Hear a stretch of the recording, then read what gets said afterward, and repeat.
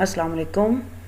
I am Dr. Zahida Parveen, PhD in Special Education, and currently I am working as Assistant Professor of Special Education at University of Education, Lower Mall Campus, Lahore.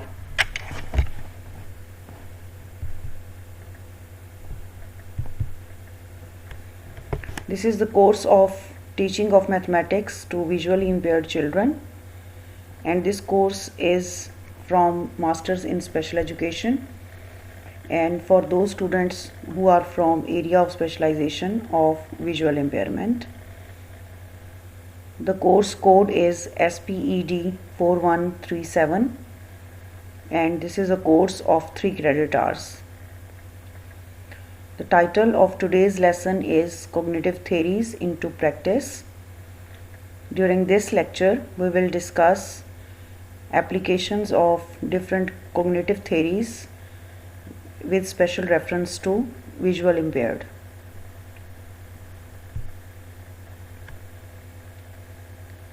Here is a brief introduction of application of Piaget's theory to visually impaired children. Here are the results of a research study conducted by Milton Gottsman, and he concluded that no significant mean difference in the perceptual discrimination of blind and sighted were found when he compared blind and sighted people on the basis of Piaget's developmental stages. He found no significant difference.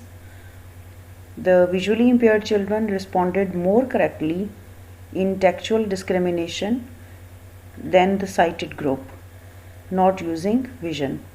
So, एक ऐसा sighted group उसने लिया था who were not allowed to use vision, और उसके comparison में visually impaired बच्चों ने ज़्यादा अच्छा respond किया था on textual discrimination, यानी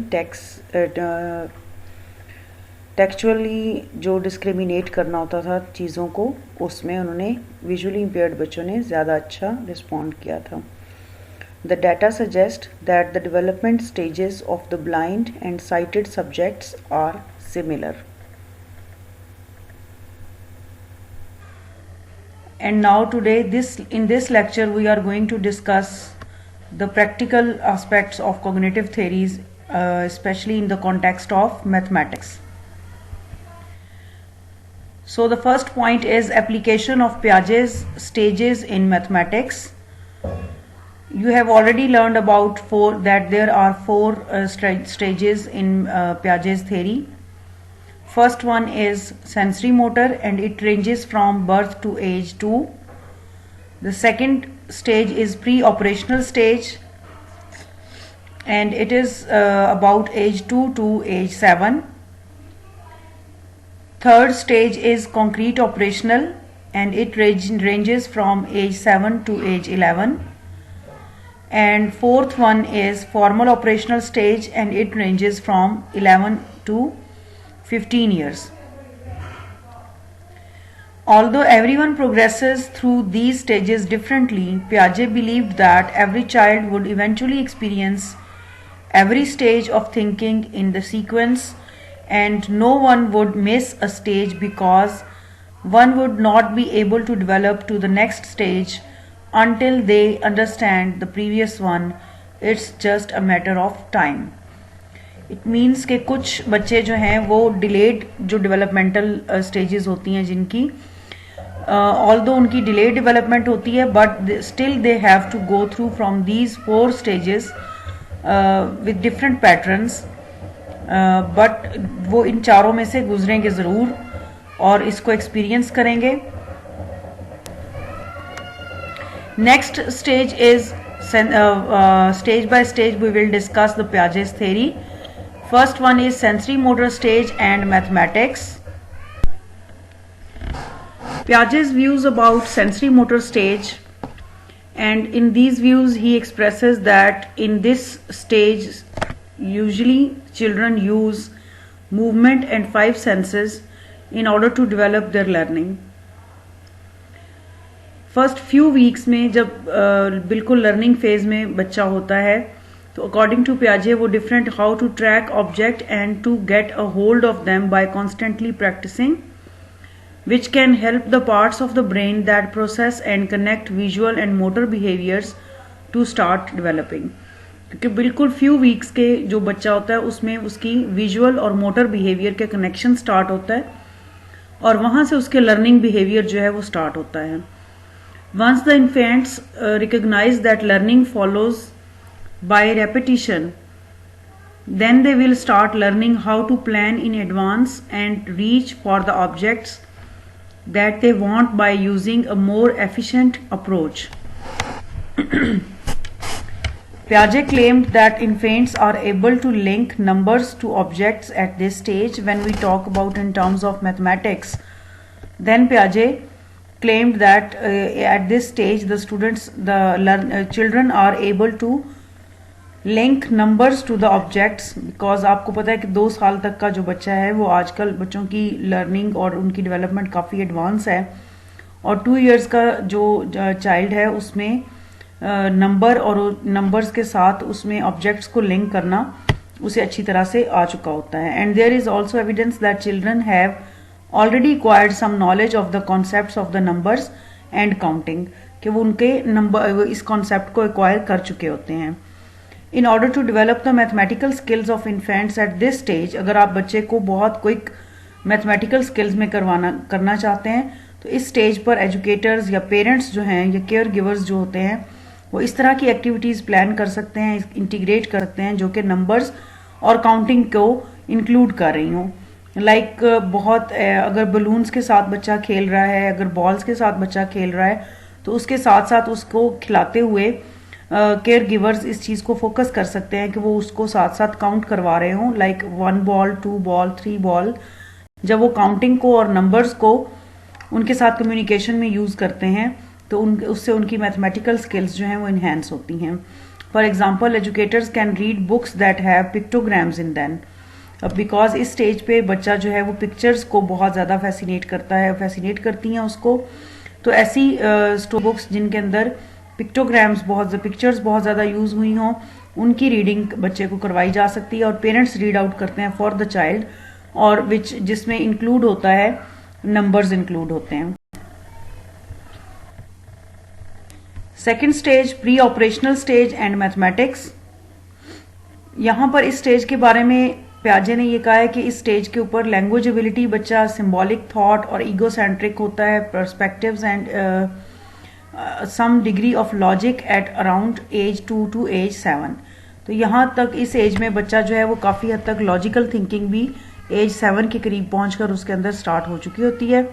during this period children learn how to employ problem solving skills that integrate with objects such as numbers, blocks. आप इस किस्म की एक्टिविटीज़ बच्चों को करवाते हैं और बल्कि वो बच्चा इस काबिल होता है कि वो इस किस्म की एक्टिविटीज़ को परफॉर्म कर सकता है अप टिल एज 7, जिसमें डिफरेंट नंबर्स और ब्लॉक्स यूज़ हो रहे थे और उसमें प्रॉब्लम सॉल्विंग स्किल्स को यूज़ करते हुए वो डिफरेंट ब्लॉक्स को बनाता है, डिफरेंट शेप्स के अंदर उसको इंसर्ट कर सकता है. Although children have already gained some knowledge of concepts of numbers, they only have limited logic association and can not process operation in a reverse order. For example, children who understand that 5 + 3 = 8 may not have the mindset that 3 + 5 = 8. Also, according to यानी reverse action करने में वो automatically reverse action करने में वो इस stage तक poor होते हैं. According to Piaget, this is because children can only identify one aspect or dimension of an object with the loss of other aspect. At a time बच्चा जो है वो एक aspect को, एक perspective को focus कर रहा होता है, दूसरे को नहीं कर रहा होता. In order to enhance the children's mathematical capabilities in this period, यानी एज 2 to 7 है, इसके अंदर मैथमेटिकल कैपेबिलिटीज़ को बढ़ाने के लिए हम किस किस्म की एक्टिविटीज़ करवा सकते हैं. Educators can ask them to build a specific object by using building blocks. While they are doing it, they can learn how to group them based on their identical features, and also help them understanding that there are always multiple methods of combining them together. सो इस किस्म की activities जो like building blocks की जो activities हैं, talking about that, तो उस किस्म की एक्टिविटीज़ में बच्चे जो हैं वो डिफरेंट तरीके से इन चीज़ों को सीखते हैं कि डिफरेंट तरह से भी ब्लॉक्स को कंबाइन किया जा सकता है, और जो आइडेंटिकल ब्लॉक्स होते हैं उनको कैसे ग्रुप करना है एक तरफ, और दूसरी तरह के दूसरे कलर के जो ब्लॉक्स होते हैं उनको कैसे ग्रुप करना है कोई दूसरी बनाने के लिए। थर्ड स्टेज ऑफ प्याजे in specific perspective of mathematics, यहाँ पर इस एज के जो बच्चे हैं एज 7 to 11 ईयर्स, उसके लिए प्याजे का ये cognitive development accelerates between ages 7 and 11. They can start using their 5 senses to distinguish objects, which can help them to identify 2 or 3 aspects of dimensions at once. यानी ये वो स्टेज है जहाँ पर बच्चा जो है वो एट अ टाइम 2-3 टास्क जो है उनकी तरफ वो अपना ध्यान जो अपनी जो अटेंशन है उसको कर सकता है। फॉर इंस्टेंस, प्याजे used an experiment of pouring the same amount of liquid into different size containers. Children at this stage are able to notice the levels of liquid will be different based on the dimensions of the container. Like जो previous stage है उसमें अगर हम इस same example को वहाँ पर apply करें उस एज ग्रुप के बच्चों के लिए, लाइक 2 to 7 एज जो ग्रुप है उसमें अगर हम इस तरह से करें कि डिफरेंट अमाउंट ऑफ लिक्विड है, सेम अमाउंट ऑफ लिक्विड है लेकिन डिफरेंट साइजेस के कंटेनर्स हैं उसमें डालते हैं, तो उसमें प्रीवियस स्टेज में बच्चा जो है उसको आइडेंटिफाई नहीं कर पाता कि ये सेम अमाउंट ऑफ लिक्विड है। लेकिन इस स्टेज में जाकर बच्चा जो है वो इस चीज़ को आइडेंटिफाई कर लेता है कि एक ग्लास छोटा है और एक ग्लास बड़ा है अगर, तो उसमें या एक ग्लास जो है उसको कम भरा गया है और एक ग्लास को ज़्यादा भरा गया, तो इस चीज़ों को आइडेंटिफाई कर लेता है कि सेम साइज और सेम अमाउंट ऑफ लिक्विड जो है वो दोनों ग्लासेस में डाली गई है। Children at this stage are able to notice the levels of liquid will be different based on the dimension of the container. Another major cognitive growth that occurs during this period is the ability of classification and seriation, to separate objects. Children learn classification by grouping objects based on similar features. यानी different similar features की base पर जब उनको वो चीज़ों को group करना start करता है तो this is called as classification, and acquire the ability of seriation by categorizing objects based on their increased or decreased value such as length, width, volume, etc. यानी इस स्टेज पर बच्चे जो हैं वो ड्यूरिंग फॉर एग्जांपल अगर वो उनका प्ले टाइम है तो उसमें वो इस तरह की चीज़ों को इस तरह से चीज़ों को अपने टॉयज़ को या वट एवर जो आप उनको प्रोवाइड कर रहे हैं एक्सपीरियंसेस के लिए, तो उसको उनको वो इस तरीके से ऑर्गेनाइज करना स्टार्ट करते हैं कि बहुत छोटी चीज़ें जो हैं वो उनको उनसे स्टार्ट करते हैं, उसके बाद उससे बड़ी वाली चीज़ें जो हैं उनको लाइन अप कर रहे होते हैं, उसके या वॉल्यूम के हिसाब से या विड्थ के हिसाब से किसी भी तरह से जो है वो बच्चे उनको एक सीरीज़ में चीज़ों को करने के लिए वो एबिलिटीज़ उनमें डेवलप हो जाती हैं। Even though they may have already acquired some basic arithmetical operations at this stage, they do not know how to apply these concepts into solving math problems. For example, when they are being asked to count the pieces that are made of 3 rows of 5 building blocks, they do not know how to apply multiplication while counting. In other words, the abstract concepts of arithmetic must be directly related to physically available elements and operations. This also implies that they are still not capable of setting up a consistent system based on measurement at this stage. हमें यहाँ पर इस चीज़ को समझने की ज़रूरत है कि आजकल जो प्री प्राइमरी जो स्टेज है बच्चों की स्कूल में, प्ले ग्रुप स्टेज है, उसमें ही बच्चों को इतनी ज़्यादा एक्टिविटीज़ करवाई जाती हैं जिससे उनकी मैथमेटिकल स्किल्स काफ़ी इन्हेंस होना स्टार्ट हो जाती हैं, और वो समटाइम्स बिफोर टाइम भी बिफोर जो एज लिमिट प्याजे ने दी है इससे पहले भी उन चीज़ों को एक्वायर करने में के काबिल हो जाते हैं। बट ये कंपल्सरी नहीं होता। इस एज ग्रुप के बच्चों के लिए प्याजे ने ये सजेस्ट किया है कि यहाँ पर बच्चे जो हैं वो उनको मैथ्स के रूल्स को अप्लाई करना नहीं आता, बल्कि वो काउंट करके चीज़ों को बताना शुरू कर देते हैं। अगर वो मल्टीप्लाई आप करके सिंपली वो 3 5s मल्टीप्लाई करके 15 आंसर दे सकते हैं, लेकिन उनको यहाँ पर ये इस स्टेज तक पता नहीं होता कि ये 3 5s किया जा सकता है। वो रोज़ को काउंट करना स्टार्ट कर देते हैं और काउंट करके उसका आंसर देने की ट्राई कर रहे होते हैं। एब्स्ट्रैक्ट नेचर के जो कॉन्सेप्ट्स हैं उनको वो ग्रैस्प नहीं कर पाते इतना ज़्यादा। कॉन्क्रीट नेचर के जो कॉन्सेप्ट्स होते हैं मैथमेटिकल, उनको वो ग्रैस्प करते हैं during this stage, concrete operational stage. Next is formal operational stage and mathematics. Formal operation stage जो है that ranges from 11 years to 15 years, and at this stage children are able to form their own theories and construct their own mathematical concepts. यहाँ पर वो mathematical thinking और development of mathematical concepts में independent हो चुका होता है बच्चा, और वो अपने लर्नड रूल्स को अप्लाई करने के काबिल हो चुका होता है। They can also relate abstract concepts to concrete situations now. For example, when they encounter an algebra problem, they are now able to solve it by themselves instead of having a teacher to refer to a concrete condition. यानी उनको इतनी detail से समझाने की ज़रूरत नहीं पड़ती, बल्कि वो बहुत सी चीज़ों को अंडरस्टैंड कर रहे होते हैं and they are able to solve by themselves. The reason that they can now develop abstract thought patterns into concrete situations is that they start building their reasoning skills, which includes clarification, inference, evaluation and application.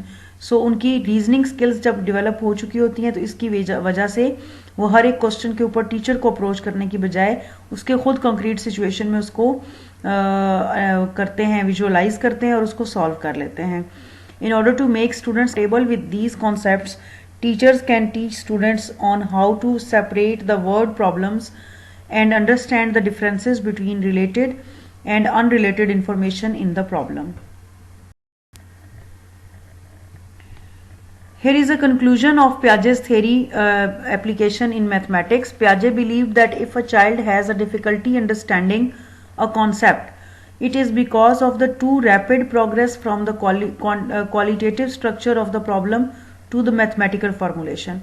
यानी अगर वो बहुत ज़्यादा जल्दी progress कर रहा है और चीज़ों के बीच में कुछ इंपॉर्टेंट चीज़ों को स्किप कर रहा है, कुछ इंपॉर्टेंट कॉन्सेप्ट्स को स्किप कर रहा है, तो उसकी वजह से उसको फर्दर अंडरस्टैंडिंग में डिफिकल्टी हो सकती है मैथमेटिक्स में।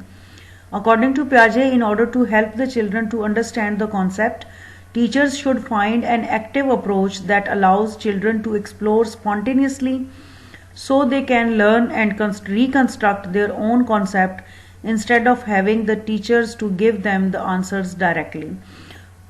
So mathematical teaching जो है उसमें आप डायरेक्टली बच्चों को आंसर बताकर अगर आप पढ़ा रहे हैं तो that is totally a wrong approach according to पियाजे। और पियाजे ने इस चीज़ को फोकस किया कि बच्चे को ज़्यादा से ज़्यादा उसे खुद इन्वायरमेंट प्रोवाइड करें जिसमें वो मैथमेटिकल प्रॉब्लम्स को सॉल्व कर सके, ताकि उसकी जो लर्निंग है वो लॉन्ग लास्टिंग हो और अप्लाई कर सके वो न्यू सिचुएशंस में न्यू प्रॉब्लम्स को सॉल्व करने के लिए। So this was the application of Piaget's theory in mathematics. देखा कि जो चारों स्टेजेस हैं जो चारों स्टेजेस हैं पियाजे की थ्योरी की, how they are applied in mathematics. यहाँ पर कुछ इंपॉर्टेंट पॉइंट्स को बताया है, एनलिस्ट किया है पियाजे की थ्योरी को, और अगेंस्ट उन हर एक पॉइंट के अगेंस्ट उसका क्रिटिसिज्म डिस्कस किया हुआ है। फर्स्ट स्टेज जो बिलीफ है, स्टेज नहीं हम इसको यहाँ पर कहेंगे कि फर्स्ट बिलीफ जो पियाजे की थ्योरी के साथ रिलेटेड है, children start developing an understanding of the object permanence, कि एक चीज़ जो है वो परमानेंट है। कोई भी चीज़ जो उनके सामने होती है उनके बच्चे के जहन में ये होता है कि वो परमानेंट है। जैसे आपने वीडियो में देखा, आपने वीडियो में ये कॉन्सेप्ट्स देखे हैं लेक्चर 7 में। पियाजे overlooked children's need for motivation, और इस स्टेज से रिलेटेड जो है वो इसकी क्रिटिसिज्म ये है कि वो मोटिवेशन के ऊपर उसने इसको ओवरलुक किया है। Children's memory capacity has increased. Second point या सेकेंड बिलीफ जो पियाजे की थ्योरी का है, that is children sensory abilities and cognitive development occur in their first 6 months of birth. ठीक है, हम ये पियाजे ने अज्यूम किया है कि पहले 6 महीने के अंदर बच्चे की सेंसरी एबिलिटीज जो हैं वो काफ़ी बल्कि डेवलप हो चुकी होती हैं और उसकी कॉग्निटिव डेवलपमेंट भी कंप्लीट हो चुकी होती है।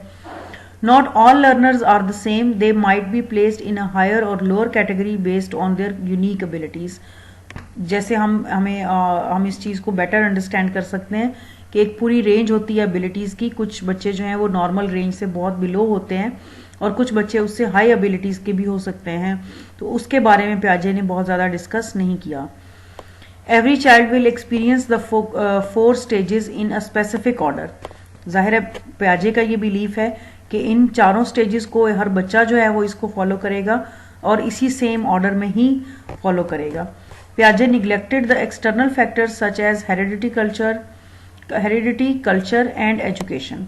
तो उसने इन चीज़ों, बाकी सारे इन्वायरमेंटल जो फैक्टर्स हैं, एक्सटर्नल फैक्टर्स जो हैं, उनका इन्फ्लुएंस नहीं बताया कि कैसे ये इन चीज़ें जो हैं वो एक्सटर्नल फैक्टर्स जो हैं वो चारों स्टेजेस जो पियाजे ने बताई हैं उनको किस तरह से अफेक्ट कर सकती हैं। फोर्थ बिलीफ, पियाजे separated the cognitive development into definite stages. जाहिर है एक प्रॉपर उसने 4 स्टेजेस बता दिए हैं एक सीक्वेंस के अंदर। The stages of cognitive development should be viewed as a gradual and continuous progress. इसके ऊपर क्रिटिसिज्म ये आया था। अब हम डिस्कस करेंगे factors that affect learning and teaching mathematics, और ये जो अभी डिस्कशन होगी ये भी particularly in the reference of cognitive development है। फर्स्ट जो इसमें हम 3 या 4 पॉइंट्स को हम डिस्कस करेंगे। फर्स्ट इंपॉर्टेंट पॉइंट है इंडिविजुअल डिफरेंसेस का। इंडिविजुअल डिफरेंसेस लर्निंग और टीचिंग मैथमेटिक्स को बहुत ज़्यादा इफेक्ट करते हैं। फर्स्ट जो इंडिविजुअल डिफरेंस हम डिस्कस करेंगे, that is the differences in skills. All learners have their own strengths and weaknesses. They may be skilled in some aspect in mathematics but may be incompetent in another area. Within mathematics जो different areas हैं उसमें भी कुछ बच्चे किसी एक specific area में बहुत कॉम्पिटेंट होते हैं, कॉन्फिडेंट होते हैं, स्किल्ड होते हैं, लेकिन उसी मैथमेटिक्स के अंदर ही वो किसी और एरिया में वीक फील कर रहे होते हैं। तो इस वजह से टीचर्स के लिए बहुत ज़्यादा ज़रूरी है कि वो जो मोस्ट पावरफुल स्किल एरिया है बच्चे का उसको आइडेंटिफाई करें, उसको यूटिलाइज करें और दूसरे जो वीक एरियाज हैं उनको इम्प्रूव करने के लिए। फॉर एग्जाम्पल, अगर एक बच्चा है वो अरिथमेटिक्स में बहुत अच्छा है but he is very poor at algebra, so teacher को अगर वो पता है कि उसकी अरिथमेटिक स्किल्स अच्छी हैं, वाइल टीचिंग अलजबरा वो उसकी अरिथमेटिक स्किल्स की एप्लीकेशन करवा सकता है और उसको यूज करवा सकता है in order to improve the algebraic expressions. If teachers do not recognize the students' strengths and weaknesses, they might give students challenges. जाहिर है अगर टीचर को पता ही नहीं है कि उसकी क्लास में जो बच्चे हैं डिफरेंट, उनकी स्ट्रेंथ्स और वीकनेसेस क्या हैं विद इन मैथमेटिक्स, तो उनको वो आइडेंटिफाई नहीं कर पाएंगे और उनका जो दिया हुआ काम होगा वो समटाइम्स बच्चों के लिए एक बहुत बड़ा चैलेंज हो जाएगा। Students will face difficulty in the given task because they do not have the required skill. As a consequence, it may even influence the students' self-efficacy and create learned helplessness when students cannot accomplish the task. Hence, if teachers know what students are proficient in, then students will not have problems in learning new knowledge of mathematics. Mathematical problems require a set of pre-skills such as simple arithmetic, algebra and logical reasoning. So again यहाँ पर पूरा focus ये है कि teachers should know about the weaknesses and strengths of the child and they should use their strengths in order to develop their weaknesses, in order to improve their weaknesses. अगर इस तरह से टीचर उसको follow नहीं करेगा तो ये एक बहुत बड़ा थ्रेट हो जाता है बच्चे की सेल्फ एफिकेसी के लिए, उसके सेल्फ कॉन्फिडेंस के लिए ये एक बड़ा थ्रेट हो जाता है। For instance, solving word problems require mental representations of the problem and simple arithmetic to transform the word problem into a mathematical equation. As a result, students who are not skilled at formulating a mathematical equation will not be able to solve the word problem. Teachers should adjust their instructional practices according to the different pre-skills that the students have because these pre-skills play a big part in solving mathematical problems. So यहाँ पर एक बच्चे की weakness को discuss किया गया है कि अगर एक बच्चा जो है उसको वर्ड प्रॉब्लम्स दे दिए जाते हैं जबकि उस बच्चे को मेंटल रिप्रेजेंटेशन का प्रॉब्लम है, यानी वो वर्ड प्रॉब्लम्स को पढ़ने के बाद उनको इक्वेशंस में कन्वर्ट नहीं कर पाता, क्वेश्चन को स्टार्ट ही नहीं कर पाता, तो इस केस में क्या है कि बच्चे टीचर्स जो हैं वो उसकी प्री स्किल्स को उसको टीचर जो स्टूडेंट्स की हैं उनको यूज़ करना चाहिए और पहले उसे इस चीज़ के ऊपर सिखाना चाहिए कि how to make equation from a word problem और उसके बाद वो उसको उसके सोल्यूशन की तरफ लेकर आएंगे। ये था differences in skills. Second difference जो अफेक्ट करता है learning and teaching in mathematics को, that is about differences in background knowledge. Background knowledge is always different it varies from child to child. जिस कल्चरल बैकग्राउंड, जिस home background जिससे वो belong करता है, अकॉर्डिंग टू दैट उसका background knowledge different होता है उसके अपने पीयर्स से। और टीचर जो है उसकी ये रिस्पॉन्सिबिलिटी होती है कि वो इस चीज़ को आइडेंटिफाई करे कि किस बच्चे के पास किस तरह का बैकग्राउंड नॉलेज मौजूद है, और उसके बैकग्राउंड नॉलेज और उसके बैकग्राउंड एक्सपीरियंसेस को यूज़ करते हुए उसके लिए न्यू नॉलेज को कंस्ट्रक्ट करना चाहिए। रियल लाइफ एक्सपीरियंसेस क्रूशल होते हैं, वो डिफरेंट होते हैं हर एक बच्चे की, और इसी तरह से वो उसकी मैथमेटिक्स की फंक्शनैलिटी और सिंबल्स को याद रखने के लिए उसे हेल्प करते हैं। यहाँ पर एग्जांपल दी हुई है, students can learn simple arithmetic from grocery shopping which involves dealing with money. Students can learn how to estimate the total cost of goods and how much change they should receive back. Therefore, when mathematical concepts are taught in a way that is related to their background knowledge, students will be able to interpret these concepts more easily. In addition, students are more motivated and engaged when their learnings of mathematics are related to their real world situations. This is because they find the acquired learnings very meaningful and important as they are applicable in their daily living. For instance, many students might find learning mathematics from a textbook boring or difficult. However, if mathematics are taught to solve real life problems such as calculating the interest gained in the bank, the total cost of living expenses, or the probability of winning in a poker game. सो यहाँ ये इस चीज़ को focus किया गया है कि अगर आपके स्टूडेंट्स जो हैं उनको प्रॉब्लम है इस तरह का, तो उनके लिए क्वेश्चंस को डिज़ाइन इस तरीके से करना चाहिए कि जो उनकी किसी न किसी तरह से रियल लाइफ ऐसी सिचुएशन के साथ रिलेट करते हो जो रियल लाइफ में एग्जिस्ट करती है, और उस तरह की सिचुएशन के साथ उनको क्वेश्चन पोज किया जाए। जैसे स्टेटमेंट्स के क्वेश्चंस होते हैं तो उसमें प्रॉपर एक पूरी उन्होंने एक सिचुएशन बनाई होती है, सिचुएशन पोज करते हैं और बच्चा उसमें एक प्रॉब्लम में आ जाता है और प्रॉब्लम को फाइंड आउट करता है और फिर उस प्रॉब्लम का सोल्यूशन जो है उसको फाइंड आउट करता है। तो इस तरह से उसके लिए मैथमेटिक्स जो है वो एक इजी और अंडरस्टैंडेबल सब्जेक्ट हो जाता है और वो रिलेट कर पाता है उसको अपनी डेली लाइफ के साथ। नेक्स्ट डिफरेंस जो अफेक्ट करता है लर्निंग एंड टीचिंग मैथमेटिक्स को, that is differences in interests. Interests बच्चों के डिफरेंट होते हैं एक दूसरे से, और मैथमेटिक्स के अंदर विद इन मैथमेटिक्स उनके जो इंटरेस्ट्स होते हैं वो भी डिफरेंट होते हैं। इंटरेस्ट्स जो हैं वो एज के साथ भी वो रिलेट करते हैं, और कुछ बच्चे जो हैं वो हो सकता है simply they hate mathematics because they always face failure with mathematics which discourages them to continue to learn. However, having interests in mathematics can increase students' motivation to learn mathematics.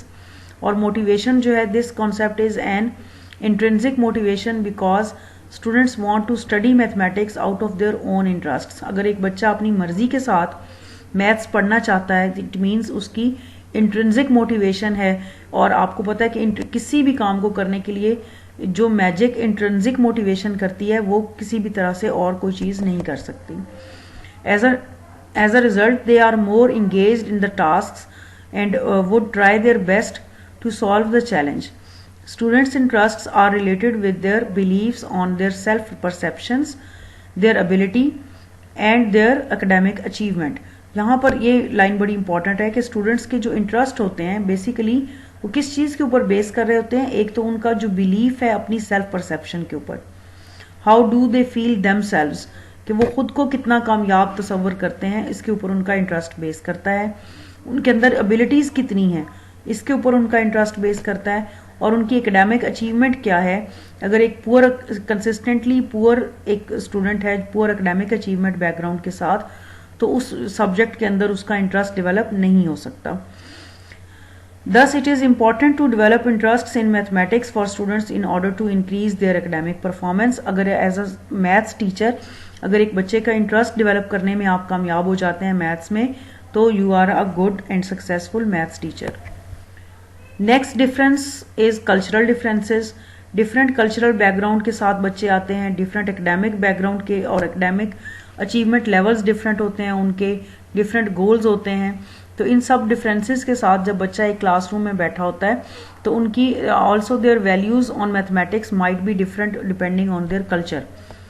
When a culture values a particular subject such as mathematics, these children tend to be trained at a younger age at school and at home.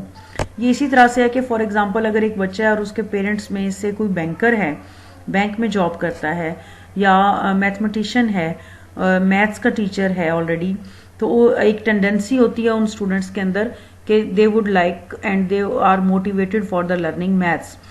तो बच्चे की जो cultural differences और उसका home background है वो काफ़ी ज़्यादा इफेक्ट कर रहा होता है.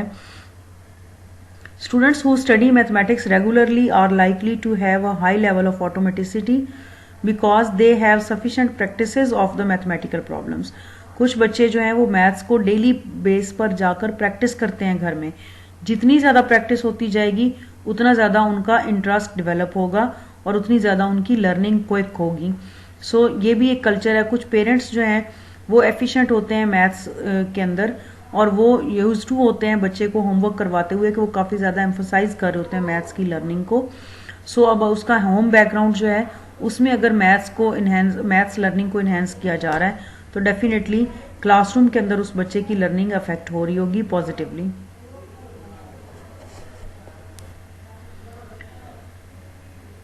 इंडिविजुअल डिफरेंसेस के बाद जो सेकेंड इंपॉर्टेंट पॉइंट है, जो सेकेंड इंपॉर्टेंट फैक्टर है that affects learning and teaching mathematics, that is self efficacy in mathematics. What self efficacy is basically, self efficacy can influence the way students think, understand and feel about their learning in math. So ये एक self efficacy है. Students with high self efficacy believe that they have the ability and skill to perform well in math. ठीक है, अगर एक बच्चा बहुत confident है और वो समझता है कि मेरे अंदर ऐसी एबिलिटीज़ और ऐसी स्किल्स हैं कि आई can do much better in my mathematics, तो वो बहुत ज़्यादा सेल्फ एफिकेसी उसकी हाई होगी और डेफिनेटली ये पॉजिटिवली अफेक्ट करेगा उसकी learning ability towards maths. Having the thought that they are capable in solving math, students will be more motivated to learn and study math. By doing so, students will encounter self fulfilling prophecy which fits their belief of their ability in math when their math improved after they studied. On the other hand, students with low self-efficacy in math will believe that they do not have the ability to perform well in math.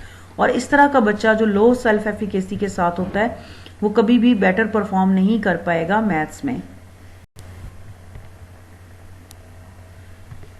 Second point जो self efficacy में हम discuss करेंगे that is about assessing students self efficacy.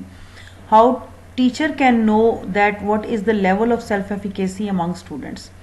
तो ये बड़ा important है teacher के लिए इस चीज़ को जानना कि क्या उनके स्टूडेंट्स जो हैं they are confident enough in learning mathematics और not. One of the ways to assess students self efficacy is to construct a list of first person statement and have students to rate their self efficacy for each statement. यानी हम एक ऐसा छोटा सा questionnaire बना लें mathematics की learning से रिलेटेड जो कि फर्स्ट पर्सन स्टेटमेंट हो. फर्स्ट पर्सन स्टेटमेंट मीन्स कि लाइक अगर मैं आपको इसकी एग्जांपल दूं तो एक आगे एक सैम्पल स्टेटमेंट दी हुई है. I know what information do I need in order to find the surface area for the parallelogram.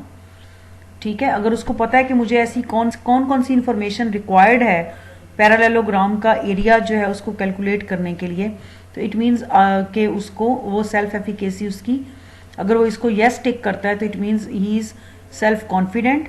और ये चूंकि स्टेटमेंट जो है वो किस तरीके से की गई है, फर्स्ट पर्सन स्टेटमेंट है because it is starting with I know. तो आई नो के साथ जब आप स्टार्ट करते हैं तो उसको हम कहते हैं कि ये फर्स्ट पर्सन स्टेटमेंट है. What we can do and how we can develop students self efficacy. Bandura ने इसके ऊपर बात की और प्रपोज किया कि 4 मेजर इन्फ्लुएंसेस हैं on the development of self efficacy. First influence है in students mastery experiences. For instance when students succeed in a math test their level of confidence in that area of math will go up. ये इसी तरह से है कि जब आप एक दफ़ा एक टेस्ट में अच्छा स्कोर करते हैं तो definitely next time you are much more confident in that subject.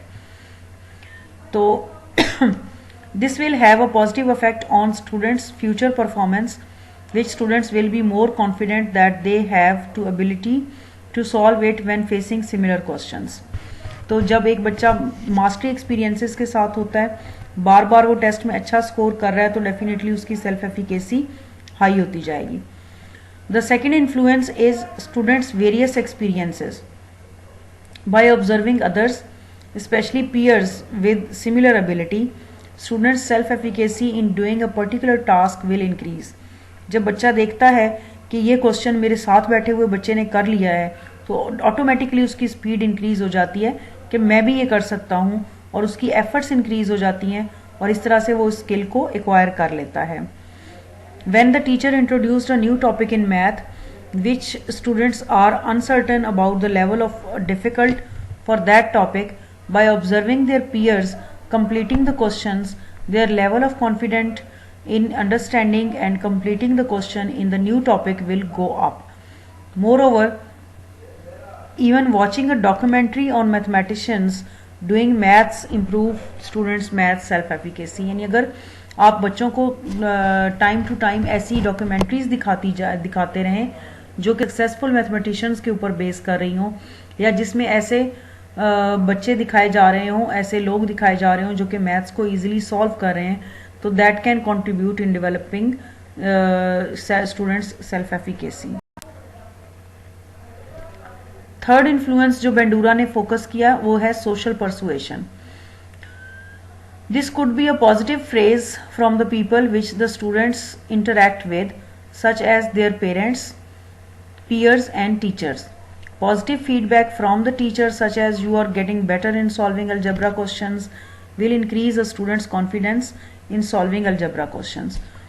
तो जितनी ज़्यादा उसको अप्रिसिएशन अपनी सराउंडिंग से, अपने रिलेटिव से मिलेगी, उतना ज़्यादा उसमें सेल्फ एफिकेसी इंक्रीज होती जाएगी. The fourth influence is students' psychological state. This refers to students' emotional reaction towards the situation. For example, a student might feel that her failure of a maths test is due to her inability of math, which in reality is a result of her anxiety. तो actually अगर उसका result जो है वो poor आया है maths test में anxiety की वजह से, तो जबकि एक्चुअली वो समझ ये रहा होता है कि मेरी इनएबिलिटी है मैथ में, तो इस तरह से उसकी सेल्फ एफिकेसी लो भी हो सकती है. In this case student misjudged her ability and lowered her confidence in math. Next efficacy जो है वो that is about teacher efficacy. Teachers teaching efficacy refers to the belief that they can make a significant change in their student, such as students' academic performance, self-efficacy, motivation, attitude and interest in learning. Same जिस तरह से students की self efficacy बड़ी important होती है maths की learning के लिए, इसी तरह से टीचर्स को भी सेल्फ कॉन्फिडेंट और सेल्फ एफिकेसी उनकी भी डेवलप होनी चाहिए, that how much they feel confident in teaching particularly math subject.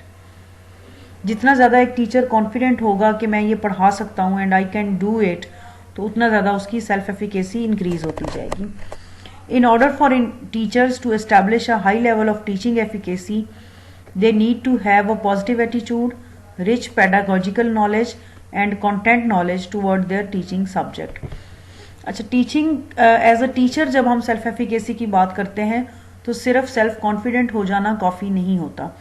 Teachers की सेल्फ कॉन्फिडेंस होने के पीछे कौन कौन से फैक्टर्स होते हैं, उनका एक positive attitude towards that subject, और उसके अलावा जो है वो उस पर्टिकुलर सब्जेक्ट से रिलेटेड उनका पेडागोजिकल नॉलेज बड़ा इंपॉर्टेंट और अप टू डेट होना चाहिए, और content knowledge, pedagogical knowledge like teaching of that subject, और कंटेंट नॉलेज हम कहते हैं कि उसको मैथ आता हो. आप मैथ का टीचर तब हो सकते हैं जब आप में ये तीनों कैरेक्टरिस्टिक्स मौजूद हों, लाइक आपके अंदर एक positive attitude towards math develop हुआ हो, इसी तरह से आपके अंदर आपको पता हो कि हाउ टू टीच मैथमेटिक्स आप ये जानते हो, और इसके साथ साथ आपको मैथ्स आना भी बहुत ज़रूरी है. एक मैथ्स का टीचर अच्छा वही हो सकता है जिसको मैथ आता हो, मैथ भी आता हो और मैथ पढ़ाना भी आता हो और एटीट्यूड भी पॉजिटिव हो.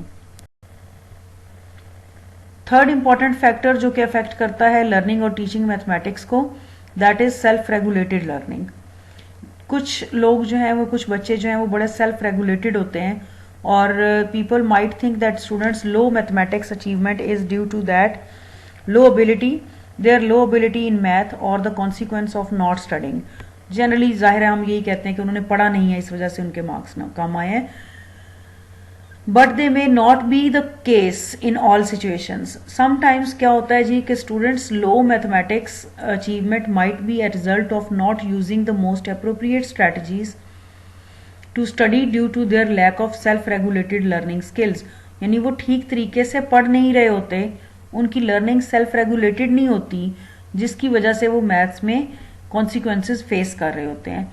Self regulated learning is studied is students ability to control all aspect of their learning from advance planning to how they evaluate their own performance afterwards.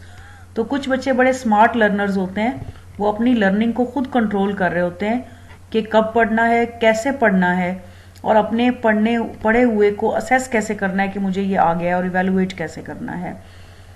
तो इस तरह के स्टूडेंट्स जो हैं they are good at mathematics. यहाँ पर भी there are 3 core components हैं सेल्फ रेगुलेटेड लर्निंग के. फर्स्ट है इसका कंपोनेंट मेटाकॉग्निटिव अवेयरनेस. ये वही चीज़ है metacognition, how to do it, which refer to how students set their goal and their plan of reaching that goal. यानी वो अपनी लर्निंग को खुद मॉनिटर कर रहे होते हैं, इसको हम कहते हैं metacognitive. The second one is strategies used, which refer to a list of self-regulated strategies that students could apply to their studying. Skilled learners use more effective strategies when they are learning. और third जो इसका component है, the last one is motivation control, which is students' ability to set goals and their positive belief on their academic skills and performance. The ability of self-regulated learning has a big impact on students' mathematical achievement. Students will use better strategies and have a better understanding on how to study mathematics when their self-regulated learning skills improved, which will increase this mathematic achievement. तो जितनी ज़्यादा self regulated habits होंगी बच्चे की, उतना अच्छा वो mathematics learner होगा.